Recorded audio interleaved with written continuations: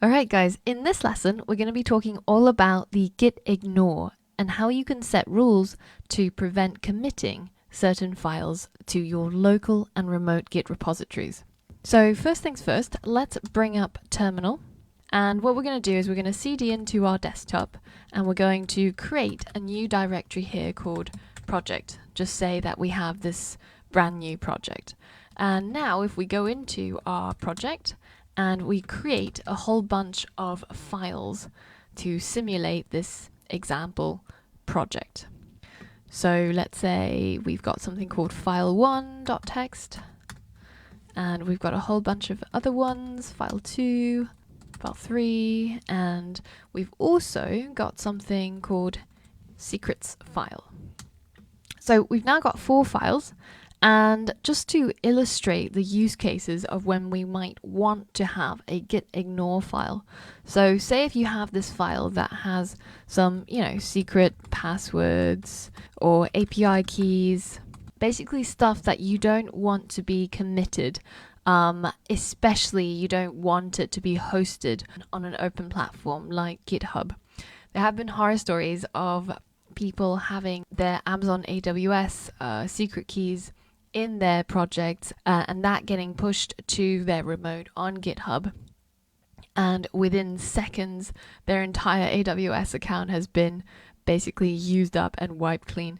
So it's really, really important to think about some of these things and to be aware of what you're putting onto this public platform.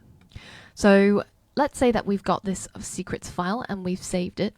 Another type of file that you might want to add into a Gitignore, or you might want to not upload to GitHub, are files that are to do with your local settings or your user preferences. And there's a whole bunch of these types of utility files that you don't really want another person to have to download and copy into their project folder if they're cloning or if they're forking your projects. So a really common example that people tend to add to their Gitignore files are what are called dsstore files. So dsstore files are basically a settings file that saves certain things like, how you like your icons to be arranged in a particular project folder. So let's say if we go in here and we just have a look at arrange by none, and then I'm going to move my files around. And let's say that this is just my preference for how I want my files to be shown inside this project folder. Now, the dsstore file is a hidden file, so you won't be able to see it inside your Finder. But of course, we as command line experts know that we can simply do a ls-a to see all of the hidden files that are inside our project folder. And you can see there it is, dsstore. So that's not something that's going to be of any use to anybody else, and we don't want to have to clutter our GitHub remote repository or anybody else's computer with that file. So we're going to add that to our Gitignore as well. So getting onto the point of creating and using a Gitignore file, the first thing you have to do is to make it, right? And to do that, we're just going to create a hidden file, so using the dot in front of the file name, and it's going to be called Gitignore. Now the case and the wording matters a huge deal because we're using Git and it's looking for this specific file, so make sure that when you're using it, it looks exactly like this. So let's create that file, and of course it doesn't appear because it's a hidden file, but we can see it using ls-a. And we can also open it in the terminal by simply saying open.gitignore, and that opens it in your default editor. So for example, text edit. And here is where we add the files that should be ignored when we commit our project to Git. So let me first show you what happens when we don't have anything inside our Gitignore. So I'm just going to save it. It's completely empty. And I'm going to go through the normal process of setting up Git and committing it. So first, if you remember, I have to use git init to initialize an empty Git repository inside my projects directory. And then I'm going to use git add dot to add all the files that are currently inside this directory to the Git staging area. So hit enter and we can have a look at what's been added by using git status. and you can see that all of these files are added into the staging area, and they're going to be committed if I go ahead and do git commit. So that's not what we want. And instead, I don't want to commit the DS store, and I also don't want to commit my secrets.txt file. So first things first, I'm going to basically undo what I've just done. So I'm going to remove all of these files from my staging area, and then I'm going to add them later on once I've got my Gitignore set up. So basically we're just undoing the last step. So to do that, I'm going to write git remove -- cached, and I'm going to use the R flag for recursive, and I'm going to use a dot to say that everything inside the current directory should be removed from the staging area.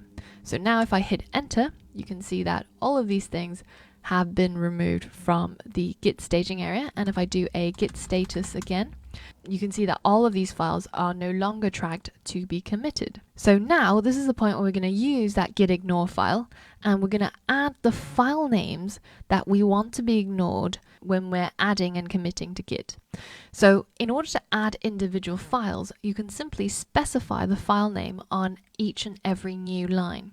So for example, if we wanted to ignore the DS store, we can simply write DS store. So exactly the same upper and lower casing as the name of the file. And if we wanted to ignore the secrets.txt file, then all we have to do is just to specify it in here on a new line. Now with Gitignore, it has certain rules. So for example, you can use the # to comment. So for example, you can say, pod files, right, to be ignored. Another thing you can do is use wildcards. So if you use the asterisk and you say asterisk.txt, that means that when you commit your project, all of the files that have a text extension will be ignored. All right, so I'm going to get rid of that because I do want to commit the file 1 and file 2 and file 3 to my to Git, but I want it to ignore the DS store and the secrets.txt files. So now we're ready to add our files to our staging area. So let's again use git add dot and use git status to see what's been added. So you can see that the only files that are added are the gitignore, the file 1, 2, 3, but the DS store as well as the secrets.txt are ignored as per the specifications in our gitignore file.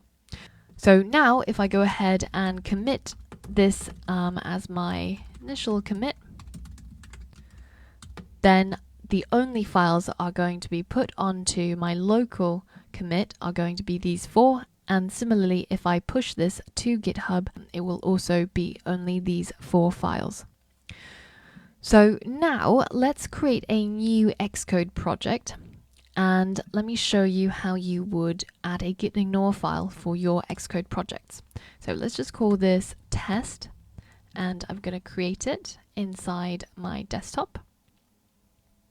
And now let's just make a few changes. Let's drag on an image view onto our view controller. And now I'm going to save and exit Xcode, and I'm going to clear my terminal and cd into my root, and also I'm going to open this new test folder that we've created just now.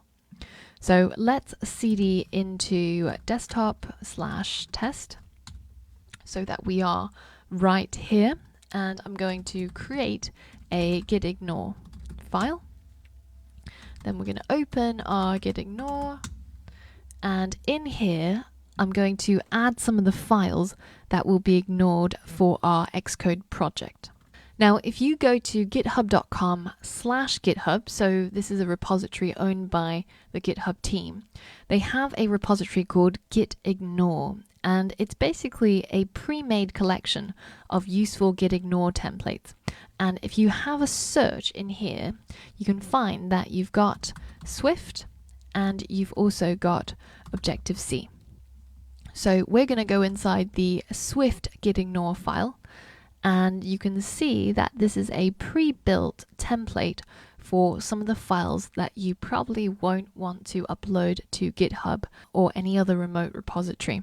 So these have the file extensions for things that are user defaults or user settings, for example, PBX user, and it's basically all pre-made for you. So you can simply just copy all of this and put it into your Gitignore file that you created earlier on. So just straight up paste. And if you remember from earlier on, we said that the lines that start off with a pound sign are the comments, and these ones are extensions that you're going to ignore.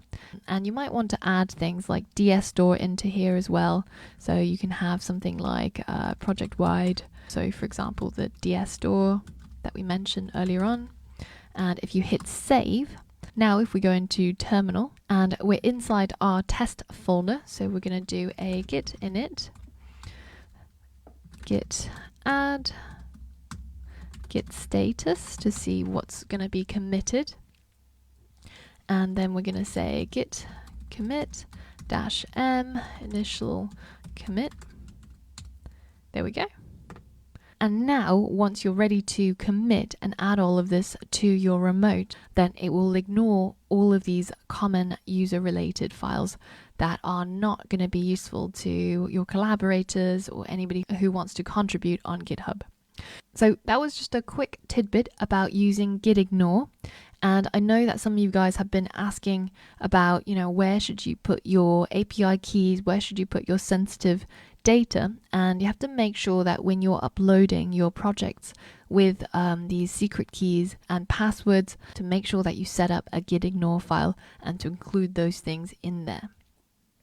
All right, so that's all for this lesson. Now, in the next lesson, I want to talk about git clone and how to clone various repositories to your local system. So all of that and more in the next lesson. So I'll see you there.